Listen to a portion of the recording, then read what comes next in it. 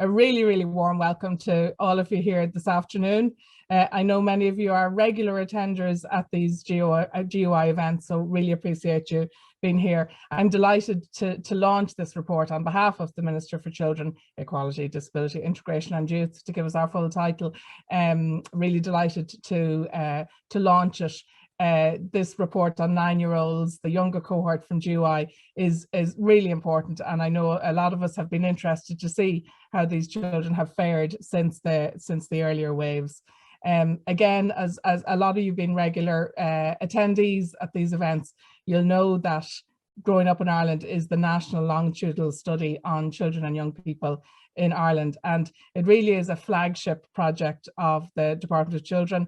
And I know how our partners in this, the SRI, the CSO, Trinity, are very proud of what the study has delivered on to date, with so many inputs from various different people. GOI has represented a significant investment by the state in research, and today, just listening to the Ombudsman for Children reporting on major challenges we still have left, it really just highlights, I thought the timing was good actually, that it highlighted that as well as all these challenges, we are doing something right in that we have this longitudinal study that is giving us really robust scientific data, and that I can, assuredly say is influencing policy and service development. We know the massive value of longitudinal studies is how they track children over time, and that they really help us to identify the factors, the pathways that lead towards positive and negative outcomes. So it really is such a pragmatic study in that regard that helps us pinpoint these factors, positive and negative, leading to outcome. It is, I can safely say, Growing Up in Ireland is very much part of our national research infrastructure. And it really is influencing policy and service development by my own department, the Department of Children, but also a number of government departments. And that's really evidenced by the contribution that a number of government departments are making to the interdepartmental steering group, and to work along the way, the attendance at events like this, as well as then a number of our public agencies and community bodies, etc., are very much listening to all of the outputs that are coming from Growing Up in Ireland. I'm also very conscious that as well as it being a really important national study, we're now a member of an international community where similar investment has been put into children and young people. So it is great that the SRI, Trinity, ourselves can link with colleagues internationally, and clearly researchers that are using the data. And we can now compare our children with children in other jurisdictions. And again, that adds really huge value. It's really, I think, it's a credit to the study that this report that we're launching today relates to 8,000 9-year-old children. So it's a really good number and gives us really, really robust data. Some of you might be aware that when the fieldwork for this was done back in 2018, we published some key findings at the time, but today goes much, much deeper. So adding huge value, layering on top of those key findings, because we've been able to use the longitudinal insights. The SRI have been able with Trinity to go back to data from the earlier waves and look at the children's early child experiences, their early life experiences, which we know are really, really important. And again, they've been able to then look at national and international literature as well. So this report is a really good, comprehensive, deep dive into the data collected. I suppose every year for children is such an important year, and being age 9 is no different. It's a really important time in their lives. Friends are becoming more important. The family continues to be very important, but friends are playing a bigger role. And it's a really important time for learning, for social skills, and to look at how children are feeling about themselves in this world. So it's just giving us really important data. The findings are grouped around 4 different areas. So we have physical health and development. We then have education and cognitive development. We've socio-emotional development and well-being, and then relationships with families and peers, areas that are just critical. We know for very many reasons in current debates and dialogue, we know that those 4 areas are so important. what's really valuable about the findings is that we're able to look at where experiences differ by family type or by social background, so maybe income or social class, or by gender. So when we see differences in those areas, we're able to drill in further and look at it. So it's just invaluable to have these insights, particularly insights about changing family dynamics or the experience of financial stress at this time.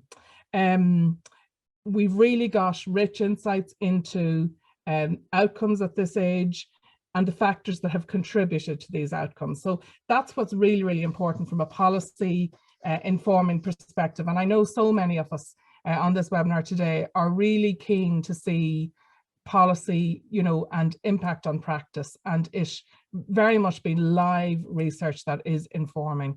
And that is what I love about growing up in Ireland, because I truly believe that it's constantly informing. When we use the expression, the gift that keeps on giving, there's often a degree of sarcasm when we use that expression. But I have to say, with growing up in Ireland, honestly, I think it is something that is constantly giving. And the reports the SRI produced, or various researchers out there using the data, really are a gift to us in terms of developing policy and service. So some of the, just for example, and we're going to hear more from the researchers themselves in a few minutes, but just some examples of the insights they're giving to us is about children's health, long-standing illness or conditions, overweight and obesity, engagement with school and school subjects, relationships with teachers, reading skills, emotional well-being and self-esteem, relationship with parents, relationship with peers, play and leisure activities, levels of physical activity, and the use of digital technology, all highly relevant areas that a number of government departments are really keen to get some further evidence on. As I mentioned, we're privileged to have two of the main authors, Dr. Owen McNamara and Dr. Desmond O'Mahony, present to us today. Helen mentioned earlier a number of other people that have been involved, but they're represented today, those two key authors. So we're going to hear in more detail then. I just want to repeat again that this research is crucial to the Department of Children, Equality, Disability, Integration and Youth, because it's telling us about children's lives. It's highlighting the positive experiences that many children have, but it's also shedding light on when difficulties emerge and where these differ by gender or social background, giving rise to inequalities. It's giving us that information that can really help us as policymakers seek to address those problems. So it's majorly valuable to ourselves, to other government departments. Today isn't the end of a process at all. There's a lot of work to be done now to make sure that we are sharing this information and data, that we're disseminating it, and that we're really helping people to use it, to put it to good use, policymakers, as I said, those developing services, etc. So there's a lot of work to be done now by our department and our various partners to disseminate these findings. I want to echo what Helen said about welcoming Professor Trevor Spratt from Trinity College. Really delighted that he's here today, both as an academic, but also as a former practitioner in the whole area of social work. Again, I think Trevor was invited here today because of that commitment we have to looking at practical implications from this policy. So thank you very sincerely to Trevor for joining us. And as many of you know, he is AIB Professor in Childhood Research and Director of the Children's Research Centre at Trinity. So we're really grateful that Trevor could join us. I'm going to finish up very shortly, but just before I do, to thank a number of people. So clearly the ESRI, the Growing Up in Ireland study team, we just really appreciate their tireless commitment to growing up in Ireland and just the energy and commitment that they've shown. They had a very difficult 2020, I think it's fair to say. I know most of us did for one reason or another with COVID. It really added a lot of challenges to the project, and they managed to really keep the show on the road, keep it on track. Showed ingenious problem solving and creative thinking in doing so. And on top of all of that, they did some additional and bespoke surveys on both cohorts about COVID-19, which I know is invaluable as well. And their pressures are not over yet because they're about to go back into the field. So I know we all wish them the very best with that. I also want to thank my own team, again, hugely committed, the Research and Evaluation Unit in the department, hugely committed to the study.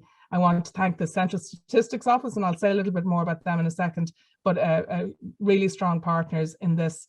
Members of the Interdepartmental Steering Group who are really making sure that we're addressing the research needs across a number of big policy areas. The Research Ethics Committee, who do a really important job. Thank you to everybody for that collaboration and generosity.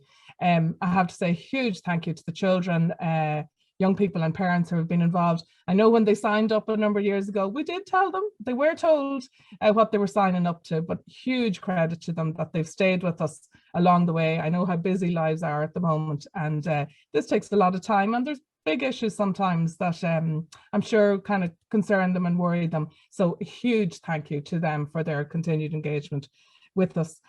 And then just to say, and again, some of you that are regulars will know this already, but just for the benefit of those who don't, I just want to say that there's really good news ahead for the future of GOI, that for the last couple of years, we've been working really closely with our colleagues in the ESRI and also in the Central Statistics Office to develop a new model for how we will deliver GOI going forward in a very sustainable manner, you know, really strengthening its presence, let's say, in the Irish research infrastructure. So from 2023, our department will continue to be the project sponsor, will continue to lead on identifying research needs with our partners across government, etc., and we'll be responsible for maximising the use of the data afterwards. Whereas the Central Statistics Office then will lead out on collecting the data, producing statistics, preparing and archiving the GOI data for researchers to use. And what's really important about this model going forward is that we're really delighted that we're going to retain the invaluable knowledge and experience of the existing GOI study team in ESRI. So that's been a really critical component of the design of the model going forward. So it's an exciting phase for GOI. And again, just grounded in that report from the Ombudsman today, as a country, we've done a lot for children and young people, but we have a lot more to do. And that's going to come at a cost. So it's really important that we are doing the right thing, you know, prioritizing correctly, etc. So research and evidence such as GOI is just critical. So without further ado, on behalf of the Minister for Children, Equality, Disability, Integration and Youth, I'd like to launch this report formally, and I would like to call on Drs. Owen McNamara and Des O'Mahony to present the findings. Hello everyone, my name is Owen McNamara. I'm a research analyst on the Growing Up in Ireland study, and along with my colleague Desmond O'Mahony, we're going to be presenting some of the findings from the report that's just been launched, The Lives of 9-Year-Olds of Cohort 08. Now myself and Des are just two of the authors. Our co-authors on the study are Dr. Aisling Murray, Kiva O'Reilly, Professors Emer Smith and Dorothy Watson. But I also think it's really important to note that this report is very much the culmination of a huge amount of work by the wider Growing Up in Ireland study team. So just to give you an outline of today's presentation, it's kind of broadly going to mirror the structure of the report itself. So I'll give you a brief introduction to the study. We'll touch on some family characteristics, some background factors there. And then the kind of main themes of the study are the kind of physical health and related to that, play and activities, education and cognitive development, socio-emotional well-being, and then relationships. And then at the end of that, we'll kind of touch on some of the policy implications and conclusions from the report. So just by way of an introduction, Growing Up in Ireland is the national longitudinal study of young people in Ireland. So we have two cohorts. We have cohort 98, and they're so named because they were born in 1998. They're that little bit older. They're kind of entering early adulthood at this stage. And then we have the cohort of interest today for this report is cohort 08. And so this report follows the 9-year wave of interviews with cohort 08. And as you heard already, this took place in 2008. In terms of how we collected the data, we had a wonderful group of interviewers who went and conducted interviews face-to-face to collect this data. They conducted interviews with parents, ideally, preferably with both parents if possible. They collected data from the 9-year-old as well. So this was the first wave where we were kind of properly sitting down with the 9-year-olds and asking them about their own experiences. And there was also a school element a school element to the data collection as well, in that we kind of sent out postal questionnaires to the teachers to ask them about their perspective on the children, and from the principals as well, just to get some school level factors. And this represents the 5th wave of data collection with this group. So we first interviewed them at 9 months, then at 3 years, 5 years. There was a post-up phase at age 7, 8, and then we have the wave 5, so when they were 9 years of age. For the analysis for this report, we had just over 8,000 cases, by which I mean I'm kind of referring to the 9-year-olds and their families. They were included in the analysis, and 51% of those 9-year-olds were boys. This represents 72% of all cases included at the very start of the study when we began it, when we had just over 11,000 families and young people involved in the study. And it represents almost a 90% retention rate from the last kind of main wave of the study at age 5. So that's something that we're really proud of, and it's a really positive reflection on the interviewers and the survey team and all the work they do to keep that retention rate really high. Now, it's important to note that the data has been reweighted to ensure that these 8,000 cases are broadly representative of the national population of 9-year-olds in Ireland. So looking at some findings around the family, in terms of the structure, 85% of 9-year-olds lived in 2-parent families. They were less likely to live in a 2-parent family if they were from what we would consider to be the lowest income families. So just 66% of those families were 2-parent families, and also the lowest social class families. So those are where the parents were self-defined as being lower skilled workers or being never employed. Just 58% of those families were 2-parent families.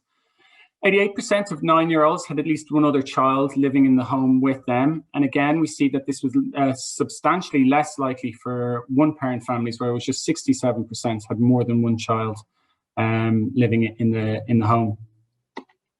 But by and large, what we see is that most children do tend to live in a fairly stable family structure. And this is reflected in this graph here that looks at family structure between 9 months and 9 years. And you can see that this really big segment here, 76% have always lived in a 2-parent family, 8% have always lived in a 1-parent family. So that means that 84% overall have always lived in a fairly stable family structure. And the remaining 16% have kind of fluctuated between being a 1-parent and a 2-parent family. In terms of parental employment, this next graph looks at it in terms of the 1-parent families on the left and the 2-parent families on the right. Now you can kind of see that I'm referring to the PCG and the SCG here. So those are the primary caregiver and the secondary caregiver. Again, these were the parents, and they were self-defined by the parents as who was primary and secondary caregiver. But for the most part, I think in the region of 97% of primary caregivers were self-defined as being the mother, and with the SCG being the father. And we can see here parental employment. So in these 1-parent families, 58% of the primary caregivers were in employment. And in 2-parent families, PCG employment was slightly higher. So it's these first two columns combined. So it's 65% of primary caregivers were in employment. And in 2-parent families where we have an SCG, a secondary caregiver, you can see it's column 1 plus column 3. So 91% of secondary caregivers, primarily fathers, were in employment. And in just 5% of families, neither parent was employed.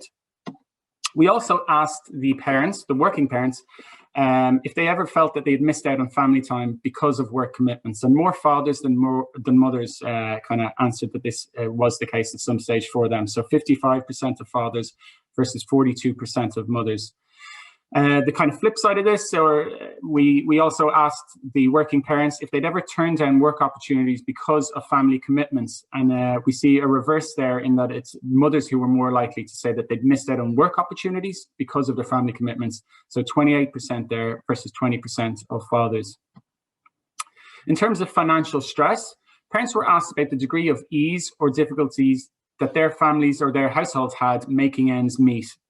So this graph represents those who had difficulty, who said they had difficulty or great difficulty making ends meet. And that's kind of our definition of financial stress. Overall, 13% of families were experiencing financial stress. But we kind of see some sort of a social gradient here. So when we class families according to parental education or family structure, we can see that there's quite substantial differences between the kind of more and less advantaged families. And this is a particularly pointed difference when you look at family structure. So you can see here 2-parent versus 1-parent families, almost a 3-fold difference there. So 1-parent families, almost 30% of them said they were experiencing financial stress versus 10% of 2-parent families. Looking at this somewhat longitudinally as well, we can look back at previous waves of the study. So at age 5, in 2013, overall financial stress was 26%. And this kind of reflects the wider economic situation within the country. So we were in the middle of the kind of Great Recession at this stage. So that's why it goes a long way towards explaining the massively increased financial stress there. At 9 months, the financial stress, the level of financial stress. So at the start of the study for this group, it was at 13%. So this wasn't pre-recession, so it was a little bit into the recession. So families starting to feel the experiences of that and potentially increased financial stress as a result. So the 13% there as a marker, we're at that level again, but we're not quite at pre-recession levels for this group in 2018. In terms of physical health, parents were asked to describe the child's current health. And what we can see from this question is that the vast majority of children are in really good health. So the two big segments here, 79 and 20%, represent those who were very healthy or healthy but with a few minor problems. So that kind of leaves us with 1% who are considered to be sometimes quite ill or almost always unwell. What we do tend to see here, though, is quite a pronounced social gradient in terms of general health. So we can see here there's a social gradient in the percentage in this graph, in the percentage of children who were very healthy at every wave. So cross-sectionally, we see this inequality, this social inequality, but it's even more pronounced when we look at it longitudinally as well. So very healthy at every wave. And looking at 1-parent versus 2-parent families, there's a 10% difference there, favoring the 2-parent families, the children of the 2-parent families. And with regard to social class as well, we can see it there as well, an even more pronounced difference, so 15%. Between the lowest and highest social classes. In terms of chronic illness, almost 1 in 4 parents said that the child had a long-standing illness, condition, or disease. And we do see here that differences were observed according to family circumstances. So we see that kind of social gradient, that social inequality again, but also according to gender. And that's kind of reflected in this graph here. So on the left, we're looking at gender, and we can see that boys are substantially more inclined or more likely to have a long-standing illness, condition, or disease than girls. We also see it according to kind of social factors, your kind of family circumstance, family structure, and income quintile. But if we grouped these children according to their social class or the parental education, we would also see the same sort of trends here, favoring the what you might consider the more advantaged, the children from more advantaged backgrounds. The most commonly reported conditions, so far and away, the most common condition was asthma, followed by eczema, and then kind of things like autistic spectrum disorders, respiratory allergies, other sort of allergies, or behavioral or developmental disorders. And we kind of think it's these behavioral or developmental disorders, so things potentially like ADHD, ADD as well. Boys are much more inclined to be diagnosed as having these sort of conditions or disorders than girls, and that's probably going some way to driving this gender difference that we see here. In terms of levels of overweight and obesity, 18% of all 9-year-olds were overweight and 5% were obese. And we see that levels were higher amongst girls. This isn't that uncommon. We see it at previous waves of the study. We see it in other studies of children that girls tend to have higher levels of overweight and obesity than boys. But we see a much more pronounced difference in terms of family income as well. So 31% of children in the lowest income families were overweight or obese versus 15% in the highest income families. So quite a pronounced difference there again. Levels were higher for those who were overweight or obese at age 3, so some sort of longitudinal trends there as well. 73% of obese 3-year-olds were still overweight or obese when we measured them again at 9 years of age. And we see that levels were higher for those whose parents were also overweight or obese. So in this graph, what we can see here, if you had no parents who were overweight or obese, the likelihood of the child, 14% of those children were overweight or obese, and it was twice as high where 2 parents were overweight or obese. So the kind of a strong parental element to that as well. Moving on to play and activities. Children were asked to list their favorite things to do in the free time. And what I have graphed here is some of the gender differences in terms of some of the favorite activities. This isn't an exhaustive list. This isn't all the activities, but just the ones where we see really strong gender differences. And we can see that boys were much more likely to cite soccer and Gaelic football as being favorite activities of theirs, as well as video games. From the perspective of girls, they were much more likely to cite things like reading or writing, arts and crafts, family time, and very much so gymnastics or dance as being favorite activities, where you can kind of see for those last 2, there's effectively no boys citing those sorts of activities. Parents were also asked about organized activities that the 9-year-olds, so kind of structured or organized activities that the 9-year-olds participated in, not just things they did in the free time. So the most common organized activities were team sports, individual sports, and music and dance, represented by the blue, red, and green columns respectively here. And we can see differences according to gender and income. On the left here, we can kind of see the gender differences. So boys more likely to participate in team sports, girls actually slightly more likely to participate in individual sports. And again, a big gender difference there. So girls much more likely to participate in things like music and dance. We also see differences according to kind of family circumstance as well. So those were in the highest versus the lowest income families. Those in the highest income families much more likely to participate in all of these sports. And what's really important here to bear in mind is that these organized activities, for the most part, we did ask the parents, and they were telling us that these were mostly paid for activities. So when you consider the potential costs associated with the equipment, with kit, with membership fees, or with the cost of classes for, I don't know, for music or dance, those sort of things. These sort of things might those costs might act as a substantial barrier for those from less advantaged families to participate in those sort of activities. We also asked about internet and computer screen time. This was cited as the second most popular favorite activities amongst all children, so 29% of boys and 24% of girls. Almost all children had access to the internet, and almost 70% of them as well owned the device that they used to look at the internet. And more often than not, they were using things like tablet, iPad type devices to access the internet and, as a computer device. 53% said they were allowed to use the internet without parents checking in to see what they were doing. And the most common sort of things that they were doing were playing games alone, watching things on YouTube, and searching for information as well. When we look at screen time in general, so not just internet or computer-based screen time, but TV as well, we can see that screen time usage was higher at the weekend. So it was really substantially the kind of high screen time usage, so 3 hours plus, was 5 times higher at the weekend versus during the weekday. So 20% versus 4% of children saying that they spent 3 hours plus at the weekend. It was higher for those with lower educated parents, and it was higher for high screen time users at age 5. So when we refer back to the previous wave of the study, we can see that there is something of a longitudinal element to this as well. So I'm going to pass you over to my colleague Des. I'm going to stop sharing. Okay, so great. I'll take over and talk about elements of around education and cognitive development. So we're looking first at the children's attitudes to schooling, and by and large, around 2/3 of children say that they like school at least some of the time, with about 20% saying that they like it all the time. And we also have,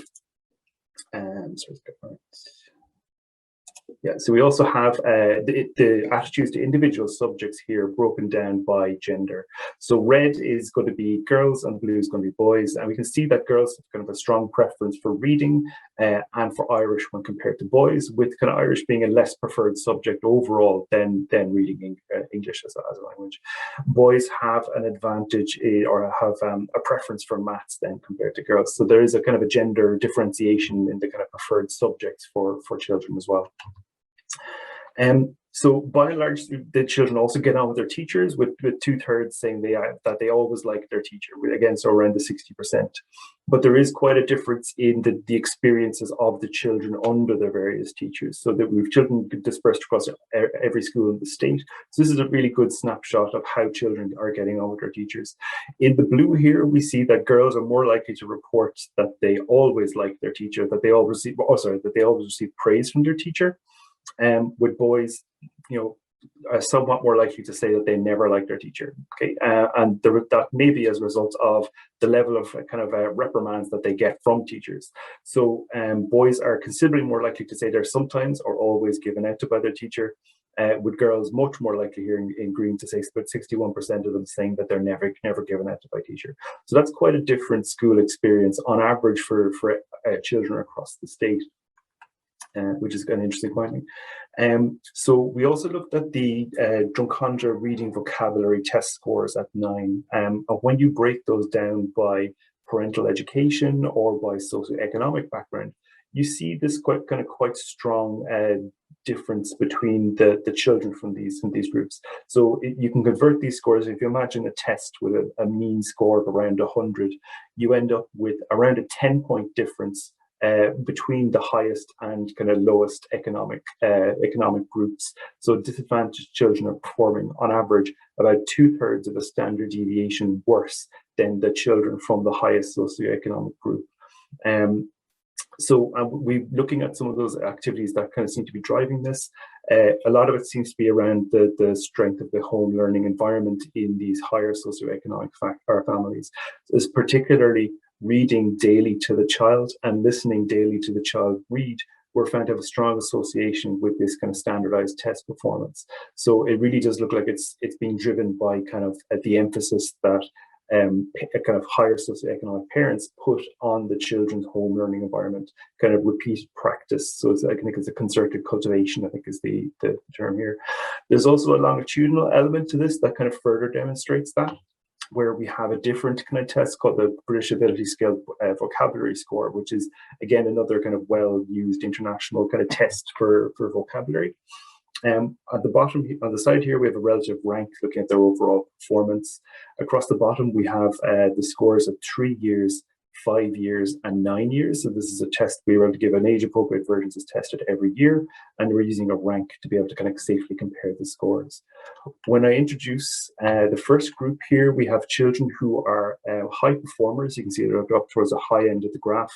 They remain high performers across the time, and these children in blue are the children who are high performers who are also from a high socioeconomic status or a high educational, the parents have a high educational background. There's another second group here who are children whose parents have a low educational background and who are low performers. So in contrast to the last group, they remain low performers relative to the other students across their schooling. There's a third group here who are children from a low socioeconomic background who are immediately high performers and who reasonably maintain their performance over time. You can just see there's a bit of variability as time goes on. There's more variability in the scores. They spread out a bit, just what the whiskers are covering there. Interestingly, there's this fourth group who are children from more advantaged backgrounds. So parents are more highly educated, and they are initially quite poor performers. They look like the second group here. Over time, the home learning practice and the home learning environment and concerted cultivation has caused these poor performing children to catch up and then surpass the children who initially had better performances, which indicates that the whole longitudinal effect of the home learning environment is kicking in. And we might expect some of these activities to have widened as a result of the COVID crisis, so we might be looking at that in future research. So moving to educational expectations, we can see that almost 80% of parents overall expect their child to get a degree or postgraduate or higher degree, so to go beyond secondary schooling. Now, Ireland is unusual in that, nationally, we have a much higher educational expectations than most of the rest of the OECD. And we see this is also broken down with a slight kind of gender weighting, where girls are expected slightly more than boys to go on to further education. And then there's a very kind of very strongly repeated pattern where there are stronger expectations about further education among those who are the highest social class, have a degree or higher in education themselves, and who have the highest household income. So that's around 90% of all those groups expect their child to go on to further education, with still quite a high expectations among the lowest kind of contrasting group, where 65, 56, and 65%, so around the mid 60s and high 50s, expecting their child to go on to further education. So again, that's interesting compared to the OECD, where we're higher than average on the average expectations. Now, expectations were lower for children who had kind of lower Drumcondra reading scores at 9, so who had most recently had poor performances. Among those who had low performances of 5, so if they were kind of low performers early on at the settling into school. And longitudinally, we looked at those whose teachers reported that they had kind of worse attitudes to school, kind of settling in. So if they had problems kind of settling into the school environment early on, the parents kind of had lower expectations of them going forward. So you really don't want to see children's fates being decided very early in their education with a negative attitude. But we're looking at the idea of the kind of different environments that children might be in, where boys are reprimanded, etc. So these things might kind of be interlinked. So we're looking at socio-emotional and socio-emotional well-being and relationships. So we're just showing the primary caregiver report of the Strengths and Difficulties Questionnaire. So the Strengths and Difficulties Questionnaire is, again, a very often used questionnaire that looks at socio-emotional well-being. And it's divided up into several subscales. And I was going to talk about, let's say, hyperactivity, for instance, is measured by items like the child is restless, overactive, and cannot stay still for long. And it's kind of how strongly the parents endorses difficulties in that kind of way. There's also a pro-social scale, which doesn't contribute to the main kind of difficulty scale, but it kind of works in the opposite direction, where the higher the score, the more considerate of those feelings, etc., the child is. So when you look at this by gender, we see that most of the scores are quite comparable. Now, a difference of about half a point on a scale like this is kind of quite a meaningful, observable difference in behaviours. And you can see boys are kind of slightly ahead on conduct, slightly ahead on peer problems, but considerably ahead for kind of hyperactivity and kind of restless behaviour. And now that's a very commonly observed pattern, where any boys who are experiencing any socio-emotional problems will tend to act out in kind of more visible and much more disruptive ways in the classroom setting than girls will, who will tend to hold on to it kind of emotionally, kind of on average. We see also that the girls are slightly ahead on kind of pro-social scores. So if you look in general, the total score here on the right, it looks like boys are much further ahead in terms of the average social difficulties they experience, but there is a kind of normative behaviour, and all these scores are reasonably close to international norms, with Irish children being kind of performing slightly better on most of these variables than the international norms from neighbours in the UK, for instance.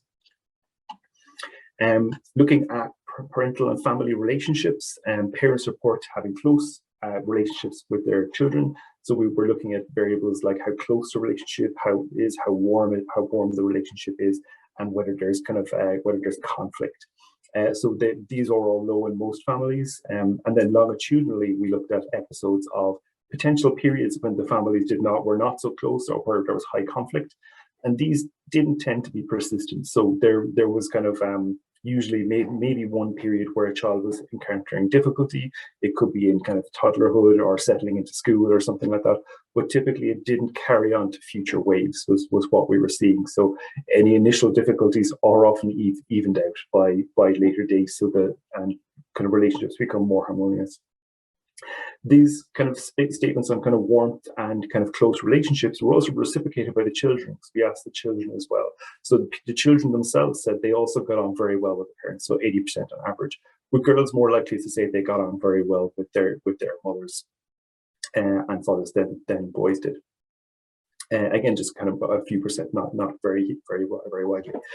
And then so in terms of seeking kind of social support, we asked who the children would be able to talk to about problems.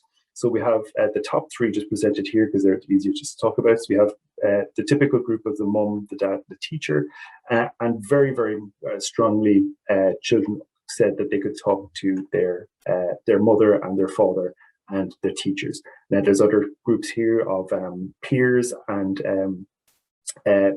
grandparents below, but these are so these are very encouraging figures here. Looking at friendship groups, then the child report said that they had a kind of fairly diffuse group of more than 10 friends. When we followed this up with parents, almost all the 9-year-olds had at least one close friend, with about 50% having 4 or more plus. So again, that's encouraging about the level of kind of close friendships children are picking up on. When it comes to, it's a bit more worrying when it comes to things like bullying. Almost 40% of children said they've been picked on the last year. We used age-appropriate language around kind of bullying, which is kind of being picked on. And the blue bar here is among all children who said they had reported bullying. We see kind of what would be called kind of traditional bullying, verbal bullying, exclusion of physical bullying, much more common than written or electronic bullying. This represents about 20%. So each one of these, the one in red, is of all children, whether or not they said they'd been bullied. So quickly wrapping up here, looking into conclusions and policy implications. For risks and threats, we see kind of quite strong gender differences and social gradients evident in key outcomes of health and education. So this urge that kind of policy needs to be responsive to gender and age-appropriate behaviours at different ages, and should aim to close the gaps represented by differences in family circumstances. Looking at the COVID-19 context, this report references the experience of children in a stable kind of period just before the current pandemic, but highlights disparities that could be magnified as a result of the pandemic. And then the fact is longitudinal data, we can understand developmental trajectories from infancy to middle childhood, and we can help to understand things like learning loss from those targets and set targets for improvement and recovery. Looking at resources, we see in this particular wave evidence of strong economic recovery at a practical level for most families. And we also see positive findings with regard to health, education, and relationships, with most children being in good health, and children in general getting on with their teachers in school, and having close relationships. But again, it just represents opportunities to strengthen support networks for children who are at risk of social isolation or bullying and things like that. So we've already talked about the special COVID-19 survey, and the data in that should be forthcoming for the CSO in the coming months. And then the data collection for cohort 98 to 13 is beginning at the end of June. So we're hoping to get this. And for us, this feels very much like seeing things almost in real time from a researcher perspective, looking at things play out the way that the data has been collected and the pace at what is happening. So there's ample opportunities to explain impact of the pandemic versus recession in cross-cohort comparisons. So thanks very much. Just like to thank our authors and the wider GUI team, all of our colleagues at Trinity College and the CSO and the Department of Children, especially the Assistant Secretary General, Bernie McNally, for a kind introduction. And most especially the 9-year-olds, their families, and their teachers for their considerable time devoted to the study. So thanks very much. So I'll just move swiftly on to Professor Trevor Spratt, who's Director of the Children's Research Centre at Trinity College, for his comments. And if you don't mind, we might leave a little bit more, if people don't mind staying on a little bit longer at the end, so you will have time for questions and answers. Thank you very much, Helen, and thanks to everyone really on the Growing Up in Ireland team during the course of the work. I've been involved with the work there. It's been a real privilege to work alongside such talented people, and also have the opportunity to discuss such interesting data. And this report is no exception. You know, when we think of this cohort of 9-year-olds, of the 08 cohort, we're beginning to see the pattern of their lives. We're beginning to understand how they function and how the influences upon them, if you like, create the context of their lives and their responses to it. And in many ways, this report is very helpful, but also incredibly fascinating. And the really good news is, I think that despite the evidence of the negative effects of the economic crisis, which we can see in the longitudinal data, there's been notable recovery, and most children and their families are doing well. And when we think of the observations that have been made, they lead these lives that are rich in experiences. They're buoyed by warm and supportive relationships within secure and nurturing families. I think that bodes well for the future lives of these children, and they're likely to make much of the what we hope will be exciting range of opportunities offered to them in a developing 21st century Ireland. You know, the future looks well for them. The future is set in a good trajectory and a good direction. However, and it's an important however, we also know that some children are not doing as well as their peers. And the challenges they face over their developmental years are really quite considerable. And these will affect them in ways that may come together to make their lives neither better nor brighter. When we think of the goals in the Irish government policy for children, we want their lives to be better and brighter. Well, for these children, there are considerable challenges in realizing those goals. And I just want to sort of take some examples out here, thinking about the progress of these children across the domains in GUI and what that offers it in terms of a insight into their world. So they're characterized variously by, I'm quoting here, a wide and widening social gradient evident between the social classes in terms of performance scores in education. They're quite stark there, I thought, in terms of even though ability appears to be washing out and the social background of the child is becoming increasingly deterministic as these children get older. Substantially more 9-year-olds from professional families than from less advantaged families were consistently healthy across all waves. So you can see that advantage there in a continuous form. And, you know, you'd also kind of see it quite stark, I think, in the levels of being overweight and obesity, which we know, of course, are associated with health outcomes later in life, including diabetes and strokes and heart attacks and all the things that impinge in middle age and beyond.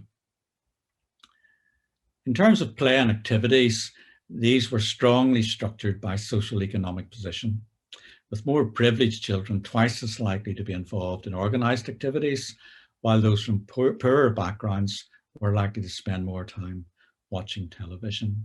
So you can see in how these children's lives are organised, the capital that their parents provide in terms of the ability to buy things and run them to things and ensure their participation in them clearly is patterned by socioeconomic position. And children in lower income groups were twice as likely to be experiencing conflict in relationships than were children from professional families.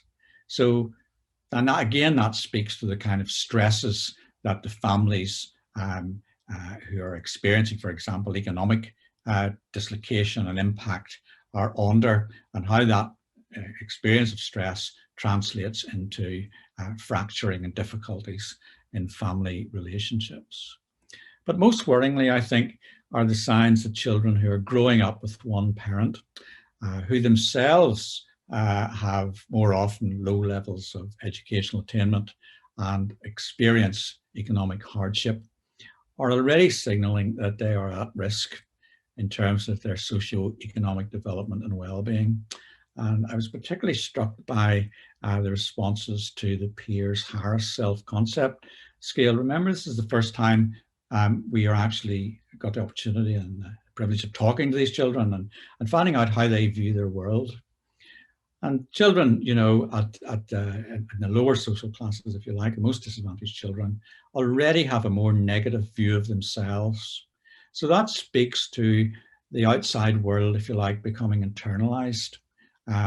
A realization that the world is patterned, is perhaps unfair, And for some of these children, they take that on board and believe in some ways that they are not able, that in some ways they take these ideas and begin to think that it's something to do with them and maybe not the world that they're living in, or not a given of the world that they're living in. And I think that's a very sad thing, and a thing that we need to really react against in terms of giving these children sort of hope and changing their pathways if we can. I think that this leads us pretty directly to two of the most enduring problems facing policymakers and service providers as well. And the first being, how do we disrupt intergenerational transmission of disadvantage? We can see very clearly from this data that if you grow up in a privileged situation, that privilege passes on to you. You can take advantage of it. Your pathways are planned, they're supported, and you make the absolute most of your abilities and potential because of that level, essentially, of social and emotional support. But for a parent who's not starting out with those advantages, who's in fact starting out with a whole range of disadvantages, how do we stop those disadvantages being passed on to the child in ways that make them replicate the difficulties that their parent has experienced? And the second, I think, enduring problem is that for those children already experiencing such disadvantages, how do we design and deliver effective interventions so as to improve chances of living to their full potential? So we might think of breaking intergenerational passing on of disadvantage as a preventative measure. But for those children who these things already have happened to, or living in these situations, how do we provide ameliorative or kind of ways of intervening in their lives that change their trajectory, change their pathway? And I suppose it's that second area that's preoccupied me for most of my professional life, both as a social worker and researcher. How do we provide things that can make people's lives better and change their outcome from one that might be predicted to be poor to one that looks good and that they enjoy a life that's fulfilling and reflects on their abilities. Now, I think it's fair to say that in recent years, we've greatly advanced our understanding as to what is challenging or harmful to children, and how these experiences are then translated into a range of poor outcomes as measured by health and other social circumstances right across their life course. We know, for example, that the experience of adversity a child has, the greater number of these, the greater the probability will be of negative outcomes later in life, that they won't have the best of health, that they won't have the best of social circumstances, that they won't enjoy life to the full. And of course, it's not just socioeconomic position that patterns these, but it is associated with the other kinds of adversities that impact upon children. These include experience of domestic violence, having a parent involved with the criminal justice system, having a parent who has addiction or alcoholism, or other difficulties of that ilk, and a parent, maybe suffering a mental illness or poor mental health.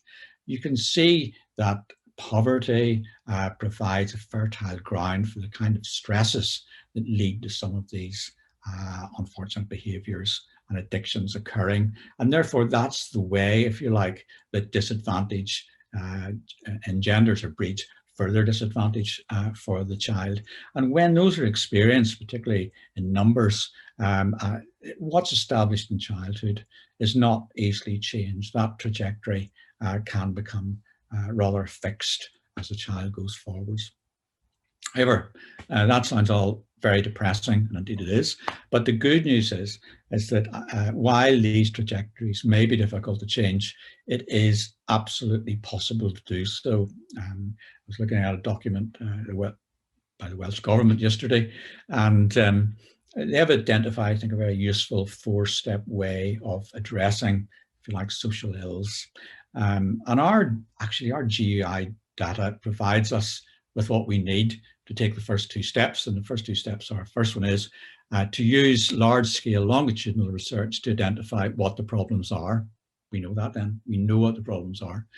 And then the second step, and again, we're ahead of the game on this one, we can identify both risk and protective factors for families and ascertain what the causes of these are. So we are very good with longitudinal data at being able to look not only across, but over time to see where problems emanate from, how long they last for, and how they may translate from one thing into another. But the next two steps, I think, are the most challenging, and these are to first, to develop and evaluate interventions. What works and for whom? You know, there's no one size fits all. There will be different solutions for kids in different kinds of circumstances.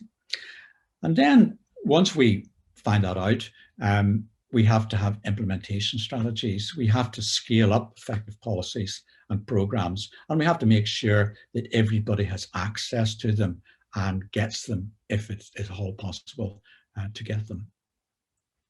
So just I kind of like, there's many things that works, and this will be familiar to most of you, but we know what a range of successful interventions already look like. And current evidence suggests that narrowing income differentials works. Societies are generally happier and more integrated and more successful if the top 20% of earners are closer to the bottom 20%. We do that quite well through our tax system in Ireland. We need provision of childcare and preschool education. That works. That creates a lot of support early on that is influential then across a child's life. Parenting classes work. We don't all know how to be parents. Some of us haven't had great experience of being parented, or we're not around young children, or we have difficulties in our life that inhibit our ability to be the best parent that we can.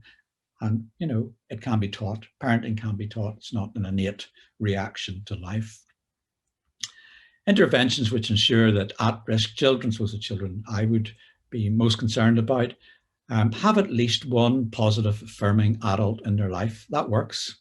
So to all of you who are youth club leaders, teachers, aunts, uncles, grandparents, friends of children, the continuity of relationship has been demonstrated through research to be very, very influential on a whole range of outcomes for such children as they grow up. Just having one person they can relate to and affirms them, it seems to be what all of us require. And if a child can't get that at home, it needs to get it somewhere else. And programs, special programs, if you like, that are relational approach. In other words, to get alongside people, are empathetic, or understanding of their ills and their difficulties and where these came from. And also aware of the long reach of trauma. That's become a very sort of popular and well-used term now about trauma and understanding where it comes from. And it usually comes from disrupted and unhappy childhoods. And therefore, services that pay attention to trauma and where it comes from tend to be more successful than services that don't recognize it. And this is just an illustrative rather than exclusive list. You will be aware of many other services that are equally as effective. So as studies as GUI convincingly demonstrated, private ills are more often the product of social patterns, but also that social patterns do not inevitably establish a self-replicating life of their own. They are amenable to change if we marry the evidence with the will to do so. Thank you very much.